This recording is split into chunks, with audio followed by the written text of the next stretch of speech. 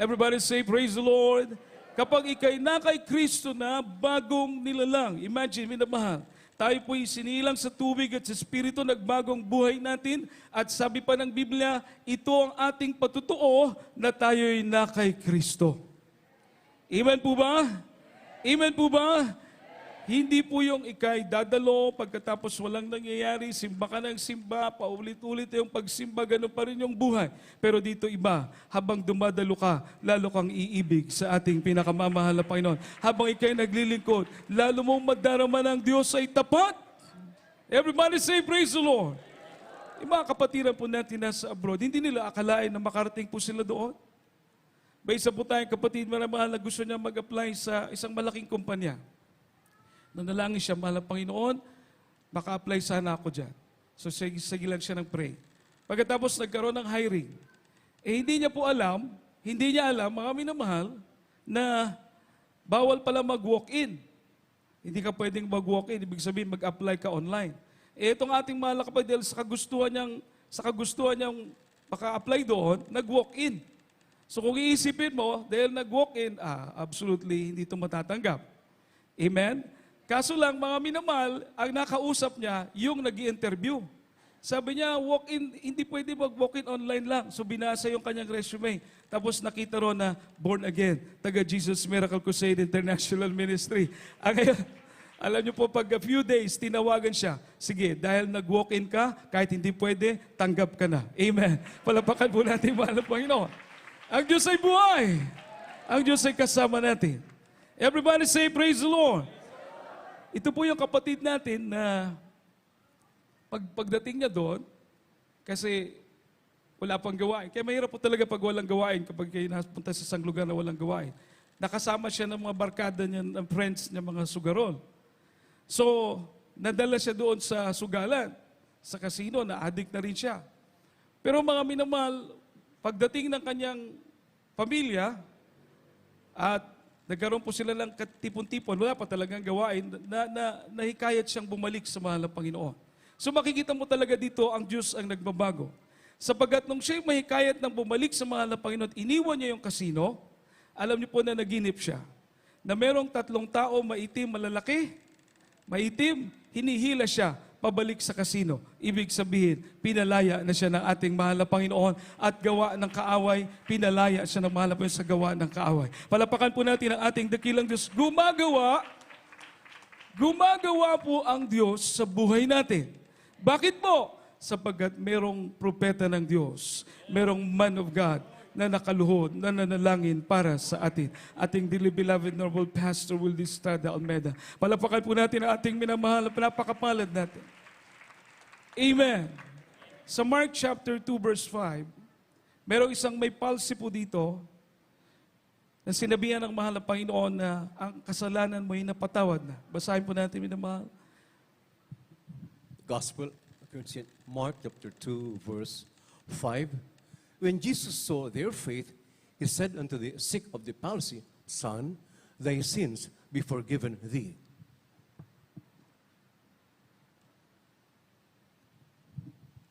Ang Ebanghelyo ayon kay Marcos, Kapitulo 2, versikulo 5. At pagkakita ni Jesus sa kanilang pananampalataya, ay sinabi sa lumpo, Anak, ipinatatawad na ang iyong mga kasalanan. Amen. Palapakan po natin ang salita ating mahal na Panginoon. God bless His word. Everybody say, praise the Lord. Nung sabihin po ito ng ating mahal na Panginoon, Anak, ang iyong kasalanan ay napatawad na. Yung mga tao po, nag-isip, sino ito na nagpapatawad ng kasalanan? Kumbaga, hindi nila inaasahan yung ganon. Pero mga minamahal, batid ng Diyos ang isip ng tao. Amen po ba? Batid ng Diyos ang nasa puso natin. Everybody say, praise the Lord. Sabi ng mahal na Panginoon, narinig niya po yung kanilang usap-usapan. Kaya po, sabi niya sa verse 9 to 12, same chapter, Mark chapter 2, verse 9 to 12. The book of Mark chapter 2, from verse 9 up to verse 12. Whether is it easier to say to the sick of the palsy, thy sins be forgiven thee, or to say Arise and take up thy bed and walk. But that you may know that the Son of Man hath power on earth to forgive sins. He saith unto the sick of the palsy, I say unto thee, arise, and take up thy bed, and go thy way into thy house. And immediately he arose, took up the bed, and went forth before them all, insomuch that they were all amazed, and glorified God, saying, We never saw it on this fashion. Ang Ebanghelyo ngayon kay Marcos, Kapitulo 2, versikulo 9 hanggang 12. Halimbaga ang lalong magaang sabihin sa lumpo, ipinatatawad ang iyong mga kasalanan, o sabihin, magtindig ka, at buhatin mo ang iyong higaan at lumakad ka. Darapat upang malaman ninyo na ang anak ng tao ay may kapamahalaan sa lupa na magpatawad sa mga kasalanan. Sinabi niya sa lumpo, sa iyo ko sinasabi, magtindig ka, buhatin mo ang iyong higaan at umuwi ka sa bahay mo. At nagtindig siya at pagdakay binuhat ang higaan at yumaon sa harap nilang lahat. Ano pa't nagtaka sila lahat at niluwalhati nila ang Diyos na nagsabi, kaya may hindi tayo nakakita ng ganito. Amen. Palapakan po natin ang ating pinakamamahal na Panginoon, minamahal. Everybody say, praise the Lord. Imagine, minamahal, pinatunayan ng mahal na Panginoon na kaya niya magpatawad, yung totoong pagpapatawad. Bakit mga minamahal? Sapagkat yung may karamdaman na palsy ay pinagaling ng ating pinakamamahal na Panginoon. Ito po'y lumakad, dinitbit ang kanyang higaan at umuwi. Palapakan po natin ang ating mahal na Panginoon. Di ba? Napakagandang ilarawan ng pagpapatawad ng Diyos. Amen? Amen? Na nung ika'y patawarin, nung tayo'y patawarin, ang ating makaramdaman ay pinagaling ng ating pinakamamahal na Panginoon. Palapakan po natin ang ating dakilang Diyos. Isn't it amazing, minamahal? Imagine, sa mga krusada, meron pong crusade tayo one time sa Baybay, may bukol sa leeg yung sister, minamahal. First day ng crusade, talagang mas nakasimangot siya, may maramdaman siyang sakit, hindi mo maintindihan yung kanyang mukha, minamahal. May mga bukol-bukol sa leeg. Pero nung second day, nabautismuhan siya ng first day. Nung second day, nagugulat ako, minamahal, bakit naka-smile na siya? She was not completely healed, pero mapansin mo yung kanyang bukol, medyo lumiit na po, mga minamahal. Yung pala, after baptism, pag uwi niya, lumabas yung mga nana doon sa kanyang leeg na nagpapasakit. Kaya pala, imagine, napakabait ng ating mahal na Panginoon, mga minamahal, pagka second day, pinagaling na po ng ating dakilang Diyos. Palapakan natin ating mahal na Panginoon. God is good. Everybody say, praise the Lord. Everybody say, praise the Lord. Nakakatuwang isipin na yung pagpapatawad na tinanggap natin galing sa mahal na Panginoon, lumalakip ang kagalingan ng karamdaman. Lumalakip ang pagbabago ng buhay. Lumalakip ang pag-iingat ng Diyos. Lumalakip ang pagtugon ng mahal na Panginoon sa ating mga panalangin. Lumalakip ang kapayapaan. Lumalakip ang kagalakan, mga minamahal. Lumalakip ang pag-asa na nanggagaling sa ating mahal na Panginoon. Bunga ng panalangin ng lingkod ng Diyos. May isang kapatiran po tayo, minamahal. 18 years old, nang siya mabautismuhan. 18 years old. Pero hindi siya naglingkod ng sa mahal na Panginoon ng maayos. Drug race, bisyo, alak, sigarilyo, drugs, mahilig magkarera ng motor, drug race. So mga minamahal, 18 years old, gano'n ang buhay niya hanggang sa nag-20 years old. 2 years after. Nadisgrasya po ito sa karera ng motor, tumama sa poste. At pagtama sa poste, nabiyak ang ulo. Sabi po ng doktor, 10% sa kanyang utak ang lumabas. At minamahal, nang siya po ay nasa ospital, dead on arrival. After 4 hours, yung kanyang picture, dinala ng kanyang beloved mama sa ating mahal na Ebanghilista para ipag-pray. Alam niyo po mga minamahal, nung maipag-pray ang kapatid nating ito, ibinalik ng ating mahal na Panginoon ang kanyang buhay. Palapakan po natin ang ating mahal na Panginoon. Everybody say, praise the Lord. Masabi ko na huwag nating gayahin dahil nung siya'y mamatay, dire-diretso siya sa impyerno. Nung siya'y mamatay, 4 na oras po siya sa impyerno. Nung meet ko po ito sa Leyte, in-interview ko mga minamahal kasi gusto ko ma-details. Ang sabi niya sa akin, napakainit daw po sa impyerno. Pagkatapos yung init daw po doon, lahat ng bakal pwedeng matunaw. Pero may isang bakal na hindi natutunaw, yun yung pinapantusok sa mga kaluluwa doon na pinapahirapan ng masamang espiritu. Pinapainom sila ng asupre. Yung uod daw po, mga minamahal, ganong kakapal, 2 feet ang haba. Labas-pasok sa katawan ng tao, walang katapusan. Maraming pagpapahirap. Siya mahilig sa sumayaw, palagi siyang pinapasayaw. Tinutusok pag humihinto. Kaya mga minamahal, nung siya'y ipanalangin ng ating mahal ebangelista ang kanyang larawan, kanya pong naramdaman na may humila sa kanyang puwersa paalis doon sa impyerno, mga minamahal. Purihin ang mahal na Panginoon. Amen? At nung nasa itaas na siya, parang desert po yung kanyang nakita, nasa taas na siya, merong dalawang masamang espiritu na hinihila siya pabalik. Pero kung anong lakas, hindi siya mahila-hila. Hindi siya mahila, pero gusto siyang ibalik. Alam niyo po, minamahal, pag tingin niya sa harapan niya, nakakita po siyang napakalaking kamay. Sabi ko, gaano kalaki yung kamay na nakita mo? Sabi niya, kuya, pwede kang humiga sa kamay. Sa laking kamay. Sa laki ng kamay na yun.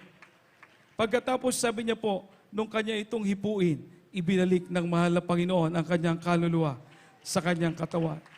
Mapalapakan po ba natin na malakas ang ating pinakamamahal na Panginoon? Everybody say, praise the Lord. Alam niyo po, minamahal, that is, nung marinig ko po yung patutuo na yan, sabi ko, napakapalad ko. Napakapalad natin na nandito tayo sa Jesus Miracle Crusade. Bakit, mga minamahal? Dahil binigyan tayo ng totoong pastor, totoong mangangaral, totoong propeta na malapit sa puso ng ating pinakamamahal na Panginoon. Ang ating mahal na ebangelista will destroy the Almeida because according to the Bible, my beloved brethren, according to the Bible, hell is a place of no repentance. It's a place of no return. Judgment. Period na po. No place of repentance, kahit magsisi ka pa doon ng katakot-takot, wala na. No return. Doon na talaga, it's a place of judgment, mga minamahal. Kahatulan na po. Kahatulan na yung lugar na yon. Pero ang makakagawa lang noon, maalis ka doon, mercy ng ating mahal na Panginoon. Habag ng Diyos. At ito'y nangyari dahil sa panalangin ng ating minamahal at kinagalang ebangelista, Wilde Estrada Almeida. Palapakan po natin ang ating pinakamamahal na Panginoon. Kung ang habag na yan, everybody say, praise the Lord. Kung ang habag na yan ay, huwag natin tularan dahil it's very rare. Amen. Diyos lang po ang makagagawa noon. Amen. At depende sa kalooban ng Diyos, walang imposible sa Kanya. Kaya huwag nating tularan yung ginawa ni Brother Marty. But ang aking ibig sabihin, mga minamahal, na yung pagkakuha sa Kanya ng mahal na Panginoon, ibig sabihin na yung habag ng mahal na Panginoon sa pangunang panalangin ng ating mahal na pastor was able, ay nakagawa na kunin ang isang kaluluwa na nandun na sa impyerno, mga minamahal, dahil sa habag ng ating mahal na Panginoon, dahil sa panalangin ng ating mahal na pastor. How much more na habag na meron tayo na naglilingkod sa ating mahal na Panginoon, nagsusumikap, gumagawa sa kalooban ng Diyos, buong pagpakumbaba, nagpupuri, nagpapasalamat dahil ang Diyos ay mabuti, maghahatid sa atin sa buhay na walang hanggan sa piling ng ating pinakamamahal na Panginoon. Palapakan po natin ang ating dakilang Diyos. Alam ng Diyos ang ating kalagayan.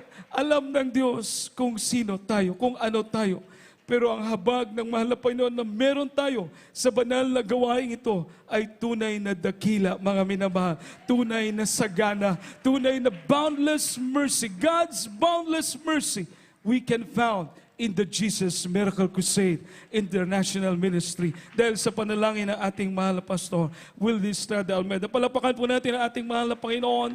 Minamahal, last verse, kindly po, 103 ng Psalm, verse 13 to 15, ating pong last verse. Amen.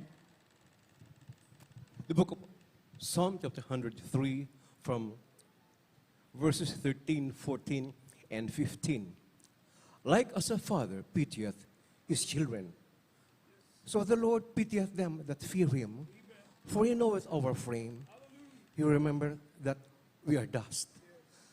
As for man, his days are as grass, as a flower of the field, so he flourisheth.